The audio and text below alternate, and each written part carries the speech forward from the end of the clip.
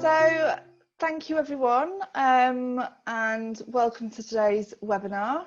It's a BGSS webinar, The Art of Influencing People, as part of Leeds Digital Festival. For those of you who do not know who BGSS are, we are a technology consultancy with a track record of delivering complex solutions used by millions of people every day. We will be recording today's session and there'll be plenty of opportunities to ask any questions that you've got via the chat or the Q&A functionality. So without further ado, I'll hand over to Rebecca and Sylvina on today's presentation. Thanks, Karen. Hi everyone. So welcome to today's it's our second in the Spark series of talks that we're doing for Leeds Digital Festival. I'm really pleased to present Sylvina. Sylvina is an all-round designer with product design and service design skills. So I'm really looking forward to her talk today on the art of influencing people. We will be taking questions at the end, so if you want to use the question and answer feature at the bottom or the chat tool, either of those, I'll be checking those and we'll have a little session at the end to answer any questions that you might have. And just to give you a bit of an overview who Spark are.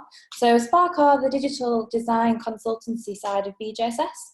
So we work together with BGSS to help build user-centered products from right at the beginning of the process of researching with users and going through the design, prototyping, initiating, iterating the designs and improving them to make sure that it's a user-centered experience that we're delivering. We then hand over to BGSS who help us to build those products. So without further ado, I will pass on to Sylvina to start today's talk. Thank you, Rebecca, for the introduction, and hi everyone. It's been really surprising to see so many people signing up to my talk, and I was definitely not expecting, and especially having people signing up from all parts of the world, so it's really amazing to see. So in this talk, I've got 45 minutes for talking about the subject. I'm going to be doing about 30 minutes of presentation, and then I'm going to leave the last 10 or 15 minutes or so to answer any of your questions. So you can, during the course of the session, you can answer your questions in the chat below, and then Rebecca will be moderating them, and I'm going to be answering some of your questions at the end. So here's what you can expect from from my session today. I'm going to be talking about influence. I'm going to be talking about emotional intelligence. I'm going to be talking about why all of this matters at all. And I'm going to give you some tools and tips to start understanding yourself a bit better and to start practicing your influencing game. So how did I come to develop an interest for all of this, especially as I had always been a little bit skeptical about all of these things? So I'm going to talk a little bit about my background first. So I've trained as a designer. I worked in Portugal. I'm Portuguese, by the way. Used to work there for a few years, many years ago. And throughout my career, I've moved a fair bit. I've worked for some time in the Netherlands as a designer. Then I moved to London. I worked in London for a few years as a designer, a variety of companies. I specialized as a user experience designer while I was there. And then at some point I decided I'd had enough. I had had enough of London. And I wanted to experience something a bit different. I wanted to get away, as far away as I could possibly can. And I ended up moving to Dubai, where I spent a few years there as well, working as a user experience designer. Again, completely different environments and different companies. And the point about all of this is that throughout all of these places and companies and people and industries that I've worked with through the years, I've always, and I started to observe a few things that became common patterns in all the companies, no matter where I was in the world, actually. And that common pattern was that always, all the time, all the issues that I would see in front of me and things that would actually happen to me as well would all have to do with communication. It seemed like everything would always boil down to issues about communication. And I didn't really understand much about it. I didn't really know what to do. I spent a big part of my time also quite confused about things. So it would be, for example, lack of communication between work colleagues, or, you know, because someone else had access to some information and someone else didn't have access, lots of misunderstandings going on at work, or senior management not really communicating properly about, you know, the vision of the company, or, you know, the strategic vision. And most of the times no one really knew what they were doing there, what their purpose was. And a lot of times what I would see in front of me and would also happen to me would be, you know, becoming frustrated. I used to work with within big product development teams, and I kid you not, one of the most common complaints that I always would hear about would be the fact that people and teams wouldn't have visibility of the roadmap. You know, would never have visibility of the roadmap. We don't know what we're doing. How can we be, you know, working on building something here if we don't have an awareness of what's going on in the rest of the business or in the other parts of the application or whatever would be that we would be working on. And when I was working in Dubai, these issues actually, what I've noticed was that they were actually even more exacerbated because of the context of the place and the fact that you've got a true mix of cultures going on there, all doing their own thing in their own way. And so on the other hand, I was also working with very closely with senior management on one of the roles that I was in one of the companies that I worked in Dubai. And I was, for example, I had, you know, frequent meetings with the co-founder of the company where I had to, you know, come across as quite confident, and I had to, you know, defend arguments about, you know, why should we build this and that, and why should we be doing this and that. And I have to confess, I struggled a little bit with that. And so I decided at some point while there in Dubai to start doing an MBA in part-time. And because I just wanted to understand a bit better what's going on with businesses. I've always worked in a very specialized area, which was design and user experience, and I wanted to know a bit more. And so it was actually during this MBA that I was exposed to, you know, a lot of other things and aspects of businesses. And one of the modules that I was doing was a module that had to do with managing people, dealing with people, personal development, etc. And that's actually where the realization of this subject of influence and emotional intelligence came from, because suddenly I was exposed to the mechanisms behind it and the science, if at all, or the social science behind it. And I was able to rationalize a little bit more these kind of subjects, and that's actually what I want to share with you today. So what is influence? What is this thing that, you know, you hear a lot as well nowadays? And today I actually would like to talk about influence, but actually from an emotional point of view. So basically and the reason why is that a lot of the definitions you find out there of influence actually are rooted in emotional intelligence. So it really is about leveraging your emotional intelligence to communicate effectively and confidently, so that it's easy for other people to buy into what you're saying. So in that case, what's emotional intelligence then?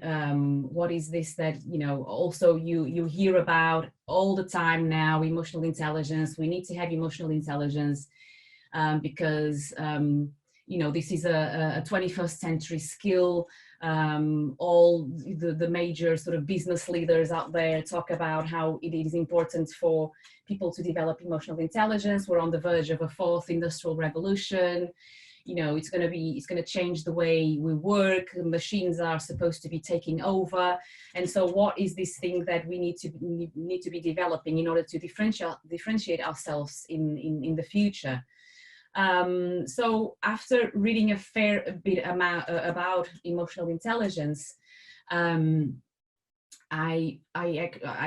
came to the conclusion that it's actually the core of having emotional intelligence. It really actually starts with developing an understanding of yourself first. This seems quite easy in theory, but it's all about developing an understanding of yourself, about, you know, who you are, your, you know, strengths and weaknesses, your emotions, your behaviors, you know, where you stand in the world, what you have to say about the world.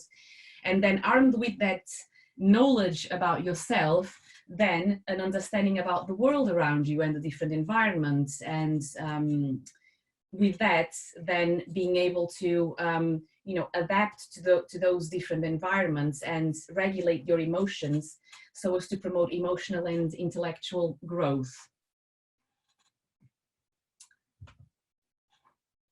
So it really does seem like this whole thing starts with you. So on this slide, I'd like to introduce you to Daniel Goleman. So he is an author and a science journalist. He's the person who introduced the concept of emotional intelligence to the world.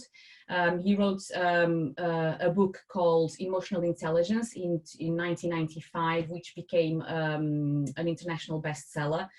And the argument behind his book is that non-cognitive skills matter as much as IQ for workplace success.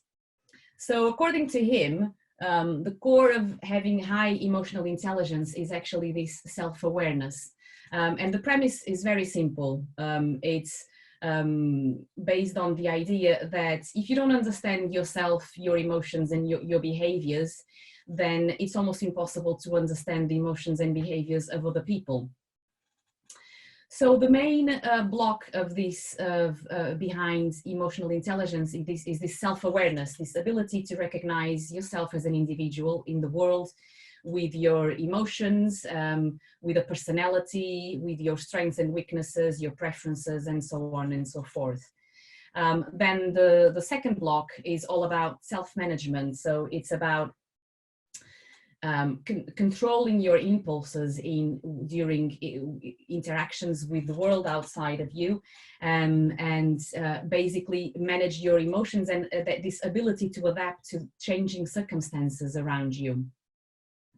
Then the third block is all about social skills, also known as empathy. So the reason why social skills are here as a block behind emotional intelligence is because social situations are actually or are supposed to be the biggest triggers of emotion in us. So again, that ability to regulate our emotions. And then fourth is relationship management. So again, it's developing these skills such as listening, questioning, understanding, you know, balancing open dialogue, being kind with people, building trust. So what? What's the whole point about this? Why is this important? Why should we be aware of all of these things? What is this about? So actually a lot of studies out there provide evidence that having emotional intelligence is a determining factor of success at work. So studies such as the one that you can see now on my screen, in fact, suggest that emotional intelligence accounts for nearly 90% of what moves people up the ladder when IQ and technical skills are roughly similar. So this study in particular has looked at highly technical professional professions, such as medical doctors. And it started from the premise that for example, medical doctors, will have, generally speaking, a roughly similar IQ, or an IQ that is at least one standard deviation above average, and that at some point in their careers, they'll be having similar technical skills. And so when those two variables hold true, then the only single factor that determines a move up the ladder, let's say a promotion or something like that, will be emotional intelligence. And this doesn't seem to be useful just for, you know, all of us employees, but also for employers. So, for example, this other study suggested that when Motorola provided emotional intelligence training for staff in a manufacturing facility, that the productivity of more than 90% of those people who had taken the training went up. So let's just see what's going on behind these mechanisms that seem to suggest that emotional intelligence actually contributes to increases in productivity and may help deliver results at work. So I'd like to introduce you now to Steve Radcliffe. He is a leadership expert. He wrote a book in 2008 called Leadership Plain and Simple. So he laid out in his book an approach to leadership and divided in various stages. One of the stages was all about engaging, from a leadership perspective, it was all about engaging the people around you so that these people would want to build a future with you and to help contribute to delivering results to your company. So he created these what you see now on your screen, which is the relationships results pyramid. And what you have at the bottom of the pyramid are relationships, and then from people establishing relationships with each other, they will establish mutual influence. And then from the dynamics of this mutual influence, then ideas and opportunities will arise. Then these ideas and opportunities will somehow be put onto some sort of structure. They'll turn into priorities. Then these priorities will result in actions, and these actions which can then and may then contribute to helping deliver results. So emotional intelligence does seem like it's something useful to develop, or at least to be aware of. It seems like it can help deliver results. And the aim, like I said, the aim is actually to leverage your emotional intelligence to develop relationships and communicate in a way that it's easy for others to buy in. Which leads me now to communication styles. So I've talked about how it's important for us to develop an understanding of ourselves, and that is what's at the core of emotional intelligence. And it's also important to develop an understanding of the world around us, and in all its variety of personalities, of styles, of communication styles, of compatibility of people, of cultures, and so on and so forth. So how do we start this journey? How do we start this? I'm sure you've all come across, lots and lots of tools and out there that allow you to understand your personality a bit better, that allow you to understand what kind of people you're more compatible with, and so on and so forth. There's a variety of tools out there, even if you're a bit skeptical about these things, it's always important to know that, for example, a lot of companies do hire on the basis of personality, not just on the basis of IQ, but on the basis of other aspects. I myself was hired previously on the basis of my personality and also on the basis of how I work. So I had to do a series of tests that actually suggested what kind of person I would be at work, basically, and with what kind of people I would be most likely to thrive. So it is important to know at least that these sort of tools exist. And I'm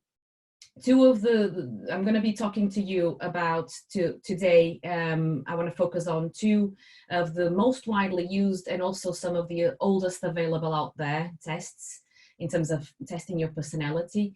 And one of them is the Myers-Briggs type indicator, and the other one is the DISC assessment tool. So the Myers-Briggs type indicator is a self-report inventory, and it was essentially designed to identify a person's personality type, their strengths and weaknesses, their preferences, their compatibilities. It's a questionnaire that was developed by Isabel Myers and her mom, Catherine Briggs, hence the name Myers-Briggs. And essentially they developed this questionnaire. The theory behind it is based on Carl Jung's theory of personality types. Carl Jung was a psychoanalyst that was active in middle of last century, and he's actually considered one of the fathers of modern psychology. So the questionnaire, it's a long questionnaire, and there are 16 personality types, and once you do the questionnaire, you are placed onto one of these 16 personality types. So for example, when you do it, you might come up as being an extrovert, a thinker, an intuitive, and a perceiver. So then you're going to be an ENTP, for example. The complete version of the questionnaire, unfortunately, it's not free, but you can find smaller versions online that you can, do for yourself and get a taste for what the real thing may look like if you're interested in developing this further. When I did the test, I actually came up as an introvert, intuitive, thinker, and perceiver, so an INTP. And for example, what this basically means is that I'm not very keen on social interactions. I would rather stay at home, pondering, daydreaming. On the other hand, I seem to be a little bit more flexible and adaptable, and it also suggested that I don't tend to be much of a planner kind of person. I get bored easily and things like that. And when I did it, actually some things rang true to how I see myself or how I feel about myself. If nothing else, what the text allows you to do is to reflect on some of these aspects that sometimes maybe you're not aware of it, and you might question, why is it that I came up with this kind of with this preference while I don't see myself like that. So it really allows you to start questioning some things. So for example, when the test suggested that I'm not very much a planner kind of person, then I kind of saw myself a little bit in that I get bored easily. And so one of the points about that, and one of the reflections about that, was that perhaps, let's say if I'm in a project, then I might be better placed with someone, working with someone who's much more capable of me than planning, and then I'll be doing some other things or some other tasks or something that will allow me not to get bored so easily. So you can start to see how you can start to develop a picture of the kind of environment and the kind of and the types of people with whom you're most likely to thrive. So the other personality and communication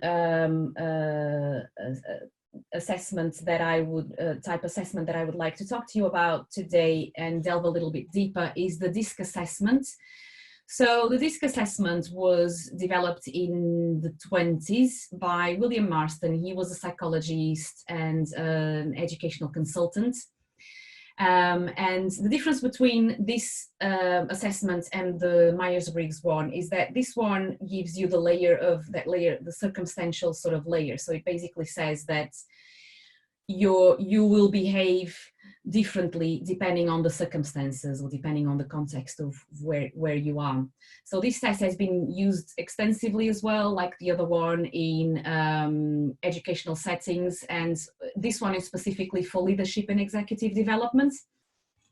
It's also a questionnaire, and you pick the words that are most like you, and it will retrieve a result that it will place you with varied strengths and weaknesses within these 4 quadrants, which are dominance, influence, steadiness, and consciousness. The complete test is also unfortunately not free, but you can, again, like I said with the other one, you can do smaller versions online for free, and then to get a taste for it if you want to then do the real thing. So, but basically what this test asserts is that we're going to be a blend of all of these styles. And the interesting thing is that we're going to be stronger or going to be weaker at any of these quadrants, depending on the context. So context is quite an important thing to have in mind.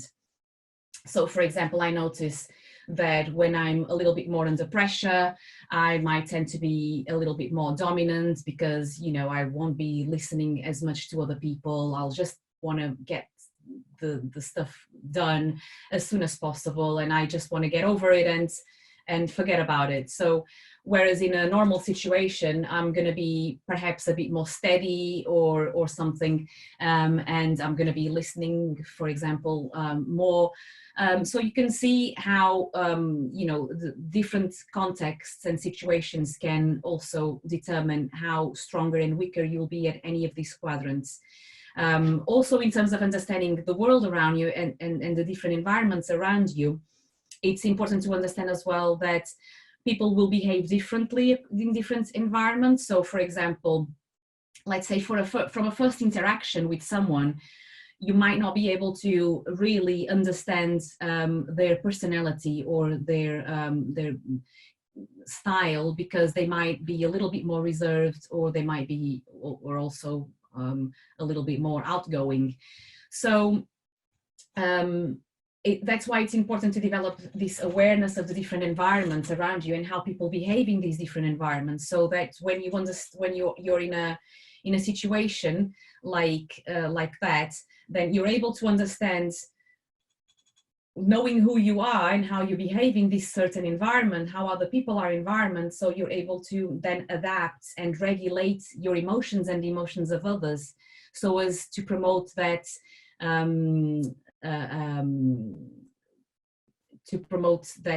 emotionally stable sort of interaction, basically, and intellectual growth. So again, coming back to that notion of emotional intelligence, having an understanding of ourselves, how we interact with the world, how other people interact with the world, and then regulating all of those environments.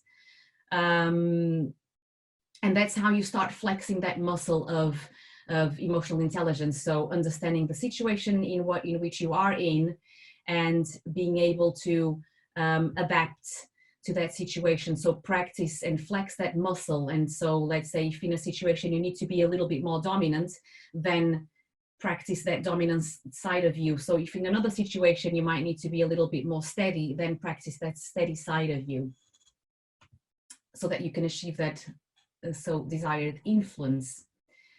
So when I did the test, for example, this DISC assessment, I came up surprisingly as a bit with a strong dominance and influence side. I wasn't really expecting that. I thought I was a little bit more conscious. But in any ways, you can see how this allows you to build this picture of yourself, and how, in which ways you can work on your weaker sides, basically. But now I'm going to be delving a little bit deeper into each of these quadrants, like the dominance, the influence, the steadiness, and the consciousness. And I'm going to talk to you about the pros and the cons of each of these styles, and how you can communicate to people who are stronger on or weaker on these, and be able to connect a bit better to these people. So I'll introduce you now to Dominant Darren. So Dominant Darren is pretty much a competitive kind of guy, very driven type of guy who values action. He's a very independent guy. So these are, you know, in terms of his strengths, he's pretty much a guy who can do it all, basically. On the other hand, Darren should, you know, be working on developing a little bit more his patience, displaying a bit more empathy, and allow for a little bit more deliberation if he wants to connect a bit better with people around him. So from the outside world, how do we, you know, what kind of things can we do in order to connect a bit better to Darren and achieve that influence with Darren? So things we can do, for example, are reporting with a focus on results, be brief, direct, straight to the point with Darren. That's what he's all about. Be solution oriented and focus on the what instead of the how. Things that you might not want to be doing with Darren because it'll probably piss him off, and you know, he won't be contributing to that, you know, connection with Darren will be, for example, to be repetitive, deviate from the subject, or focus on small details. So now moving on to Influential Isabel. So Influential Isabel is that girl that really seeks that external recognition, extrinsic validation. Perhaps deep down Isabel is a little bit insecure. However, she'll be that person who really stands out for her energy. Even though it really doesn't look like from the picture, Isabel is actually quite friendly and quite a popular kind of girl. So those are her strengths. In terms of things that Isabel should, you know, be working a little bit on would be, you know, to stay a little bit focused during projects. Because of her bubbly personality, she tends to lose a little bit of focus, making sure that she researches all the facts and follows through completely during projects. So in terms of, you know, how do we, from the outside world, what kind of things can we do to connect a bit better to Isabel in order to achieve that influence and develop a better relationship with her? We could, for example, help her to be more objective. Or we should be giving her recognition and also help turn her ideas into actions. Things we really don't want to be doing because it'll probably piss her off will be to delve on details, do all the talking because that's her job, and eliminate any social time because that's what she thrives on. So now for Steady Samantha. Steady Samantha will be that go-to person that everyone trusts at work. You know, she's such a good listener. She'll be typically that person that will be developing strong relationships at work. On the other hand, Samantha should probably work on adapting a bit more to change, on multitasking, and perhaps work on some of her confrontational skills, just to spice things up a bit. So what kind of things can we do in order to connect a bit better with Samantha and to establish a relationship with her and be able to, you know, not only elevate her, but also to achieve this influence? We should do things such as make her feel comfortable, always communicate clearly define goals, explain the how rather than the what, because that's for Dominant Darren. And some things you don't want to be doing because she'll probably get upset is you don't want to be confrontational. You'll leave that to her initiative, and you don't want to be rushing her, for example, in taking decisions. So now moving on to last but not least, Conscious Chris. Conscious Chris will be, you know, that person at work or that dog person who is not really into that nonsense, any of this nonsense. He's like the perfectionist. I'm sure you've all come across someone like Chris at work. He's the more analytical kind of person, you know, like I said, the perfectionist who values quality and accuracy.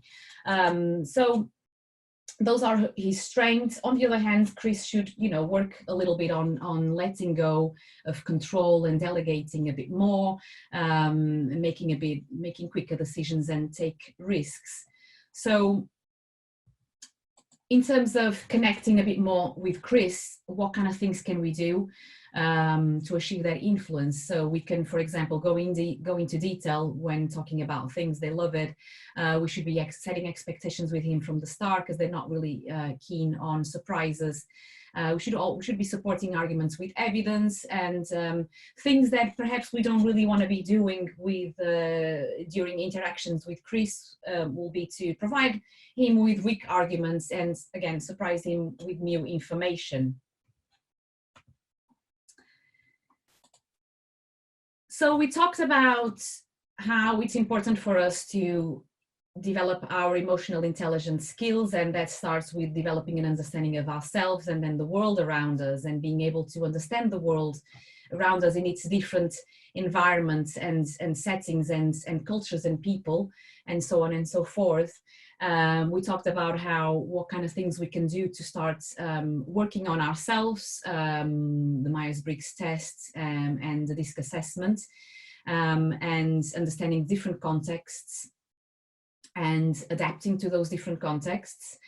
So now, how do we train these our emotional intelligence skills? So one way is to use self-assessment frameworks like the one that I'm showing here on screen right now. This one in particular works in a cycle, and it illustrates, generally speaking, the way we acquire information and learn. And this one starts with planning, then executing, then reviewing, and then concluding.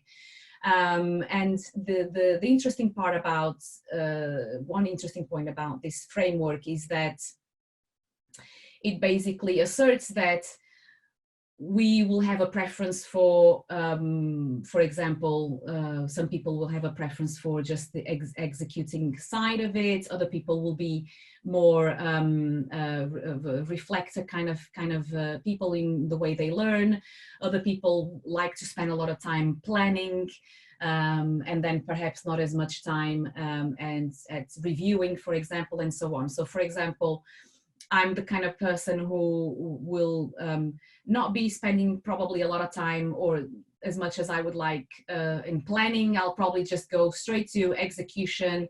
And so what this gives you is that overview of different learning preferences from people that you can use. And it's important to understand which one is your preferred sort of style of learning. So, for example, one way that you can use a framework like this is, let's say, in a preparation for an interaction. For example, you've got a meeting where with a manager, for example, and you want to discuss, let's say, a pay rise. It's a very dramatic kind of setting, very sensitive kind of thing in interaction. But for example, what you can do is to try and anticipate, so in terms of planning, try and anticipate what you think the likely interruptions are going to be with your manager. Try and plan for how you are going to react to those interruptions, and how your manager will react to what you say. Basically try to plan for what you think is going to happen and how you're going to react, and for how you can somehow control for the known things or the known knowns about this interaction.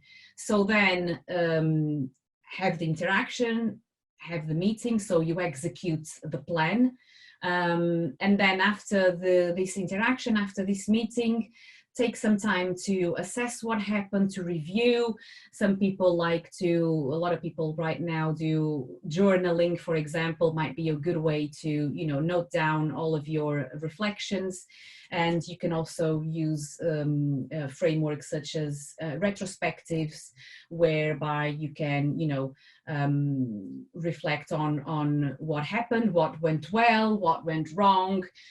The things that went well, you can conclude them or internalize them, and the things that didn't go so well, work a bit more on them, so that you can improve for next time. So this is I obviously understand that this is much more easily said than done. I myself struggle with a lot of the things that I talk to you about. So this is a constant, it's a constant process of learning, basically. But the good thing about this is that the more you practice, the better you should become at these kind of things, at practicing your emotional intelligence and developing your emotional intelligence. And eventually this will become a little bit more natural and more second nature, because you will have been flexing that muscle, that emotional intelligence muscle. So it's one case for saying that, practice makes perfect. So now, just to summarize the main key points from this session. First one is that influence is rooted in emotional intelligence. So basically, if you do want to achieve influence in any environment out there, you really need to practice your emotional intelligence. Second point is that the root of emotional intelligence really comes from understanding ourselves, understanding our environment, our effect on others, and manage ourselves accordingly. So it's that framework that I've introduced earlier on from Daniel Goleman in the 4 blocks behind emotional intelligence. So self-awareness, self-management, social skills, and relationship management. Third point is that context is important during interactions, because people will behave differently depending on the context. So again, developing that understanding of yourself, the different environments around you, being able to locate yourself on those and adapt to those changing circumstances and respond accordingly. And then fourth point is about implementing the plan, execute, reflect, conclude framework can help you flex that emotional intelligence muscle and ultimately achieve influence. So thank you very, very much. Here are my contacts. You can send me an email if you want to discuss any of these points further. I'm happy to reply to any of your messages. And now I'd be happy to answer some questions. So I'm going to be passing over to Rebecca. Hi everyone, thanks Alina, that was a great talk, I really enjoyed it. I particularly liked the personas that you mocked up. I think I am definitely an Isabel. I think, yeah, let's open up to the floor then. So I think there are quite a few questions coming in, so I'll start by the ones that came in first. So we've got, any recommendations for any free Myers-Briggs tests? Do you know of any?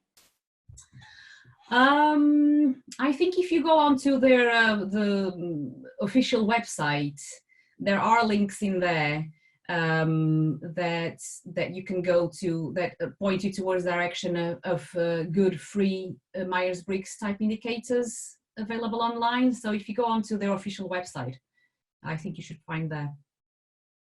Mm-hmm. And the same for the DISC test as well? The DISC one, again, they've got an official website.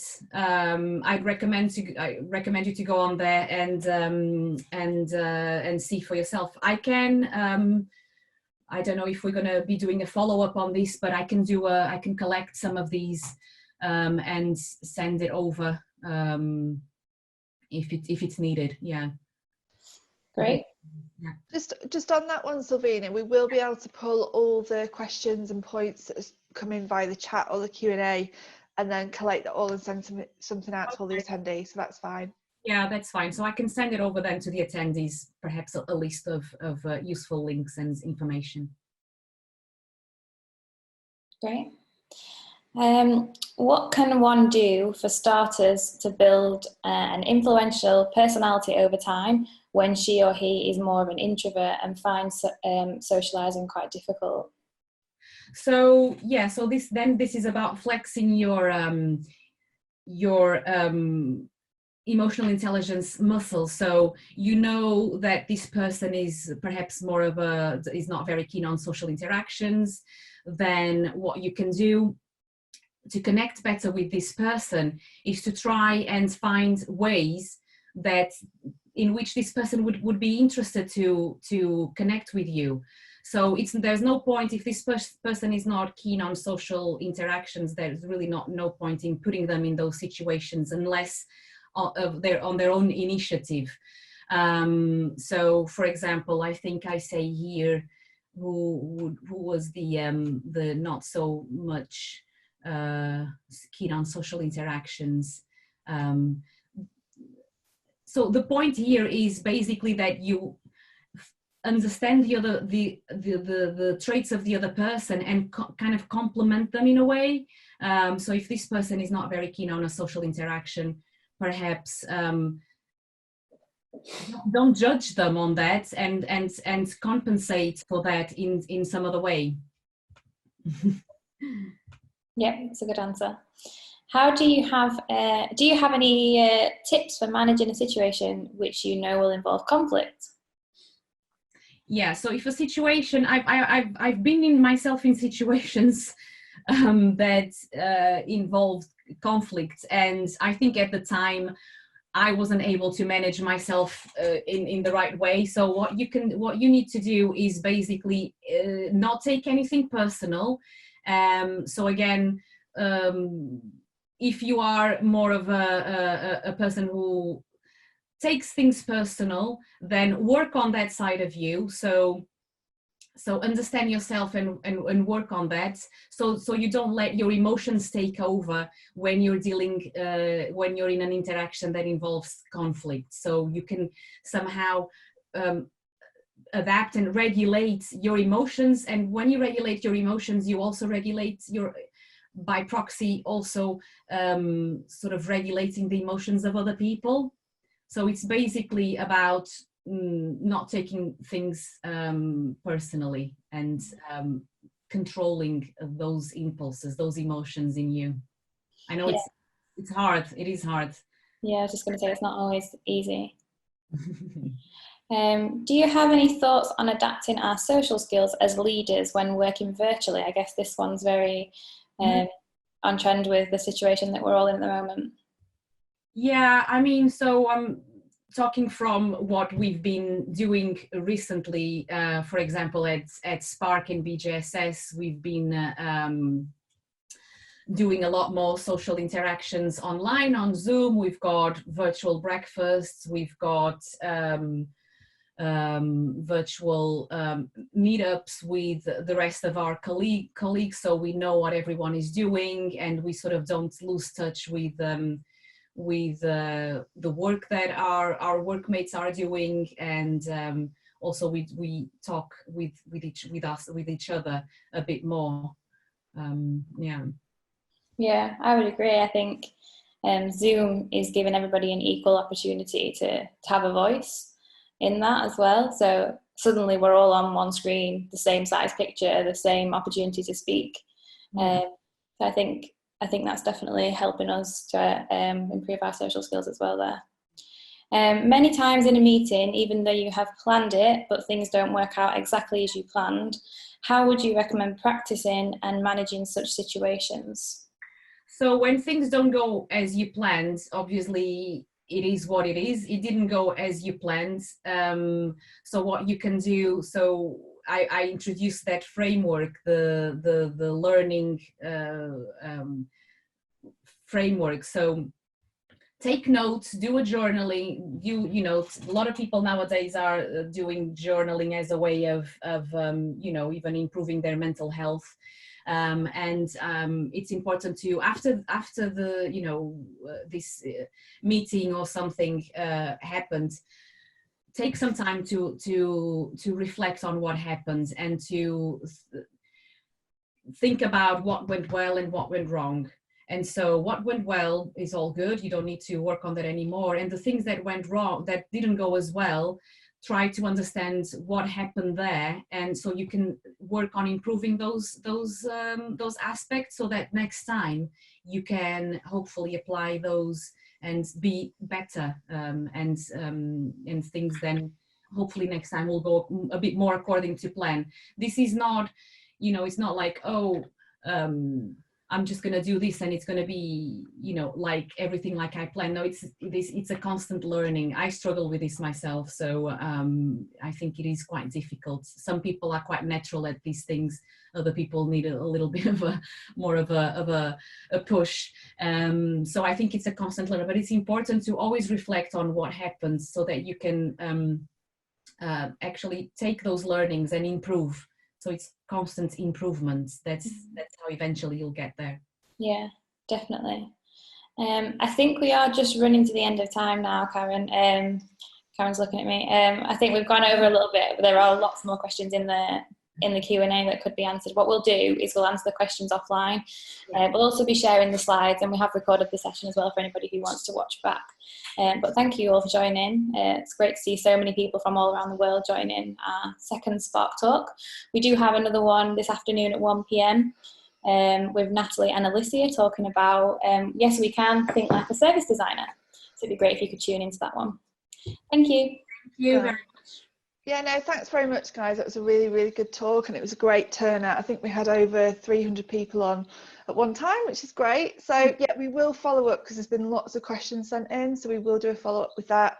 And like Rebecca said, everything's recorded, so we'll send that over. And yeah, do not forget to look at our website, so bgss.com/Leeds. There's lots more sessions that we're running over the course of the festival. So yeah, hope to see you again soon. Thanks very much, guys. Thank you. Take care. Bye. Bye.